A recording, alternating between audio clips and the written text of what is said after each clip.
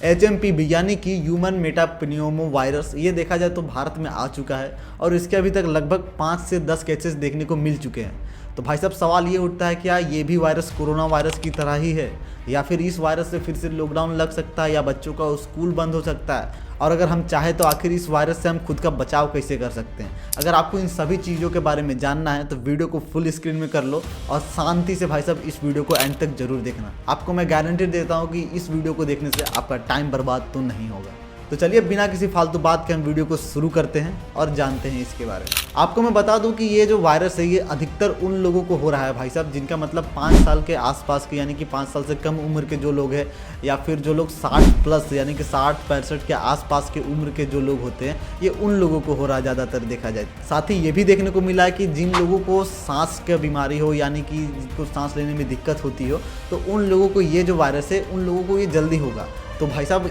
अगर आपके घर में या फिर आपके बच्चे में, या फिर अगर आप खास करके अगर आपके कोई बच्चा है, तो आप उन लोगों को अभी ध्यान दो कि भाई साहब उन्हें साफ़ सफाई में ध्यान दो, उन्हें ज़्यादा बाहर का खाना ना खाने दो, उन्हें जो भी हो सकता है हेल्दी फूड खुद से बना करके खिलाओ, तो वो उनके सेहत के लिए बेटर होगा। क्योंकि भाई साहब ये जो वायरस है, हालांकि मैं आपको बता दूं कि इस वायरस से अभी ज़्यादा डरने का बात नहीं है। साथ ही बहुत से लोगों के मन में ये भी आता होगा कि भाई साहब अगर इसके कुछ लक्षण बता दिए जाए, तो आपको मैं बता दूं अधिकतर ये डॉक्टरों ने बताया है कि ये नॉर्मल देखा जाए तो सर्दी बुखार जुकाम वगैरह जिस टाइप से होता है ये भी आपको उसी टाइप से होगा। इसमें आपको कुछ अलग नहीं दिखने वाला है कि भाई साहब आप तुरंत ही मरने लगोगे या फिर तुरंत ही आप सो जाओगे, बेहोश हो जाओगे, इस टाइप से नहीं होने वाला। ये आपका सर्दी जुकाम बुखार टाइप का ये भी आपके अंदर धीरे धीरे आएगा।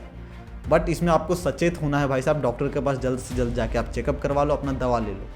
इसके बाद सवाल ये भी उठता है कि आखिर ये जो वायरस है, आखिर ये वायरस फैल कैसे रहा। तो भाई साहब आपको बता दूं कि कोरोना वायरस में ऐसा था कि छींकने से फैलता था, कहीं पर छू दो तो वहाँ से भी फैल जाता था, वहाँ पर अगर आप टच करते हो तो। बट आपको मैं बता दूं कि ये जो वायरस है ये भी वायरस कुछ मिलता जुलता ही है, बट ये वो नहीं है जितना वो खतरनाक है। ये उतना खतरनाक नहीं है मेरे ख्याल से, जिस तरफ से मैंने ये इसके बारे में रिसर्च किया, मुझे जिस टाइप से पता चला। जिन भी लोगों का सर्दी जुकाम या फिर खांसी या फिर कोई छींक रहा है, तो उससे भी ये वायरस इन्फेक्शन फैलाता है। जब भी कोई इंसान इस बीमारी से ग्रसित होता है और जब वो छींकता है, तो उससे भाई साहब ऑक्सीजन यानी कि वायु में देखा जाए तो हवा में देखा जाए तो वो फैल जाता है। अब धीरे धीरे उससे रिलेटेड उस एरिया के आसपास में अगर कोई इंसान जाता है और फिर वहाँ पर वो जाके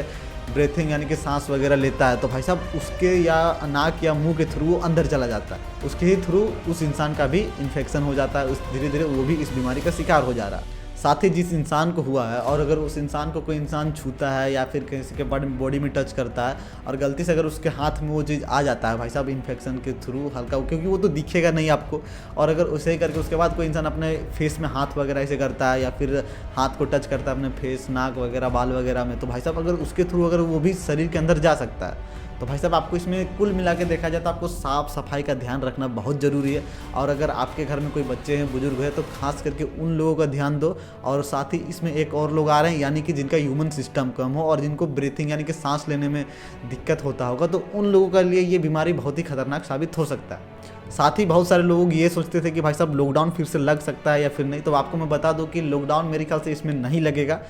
बट ये बीमारी है भाई साहब, अगर इसका भी अगर कोई खतरनाक रूप निकल करके आ जाता है तो भाई साहब उसमें ना मेरी गलती ना सरकार की गलती है। सरकार पर जितना अब एक बार झेल चुकी है तो सरकार अब वो गलती मेरे ख्याल से नहीं करेगी, ठीक है। ये मैं खुद का ओपिनियन दे रहा हूँ।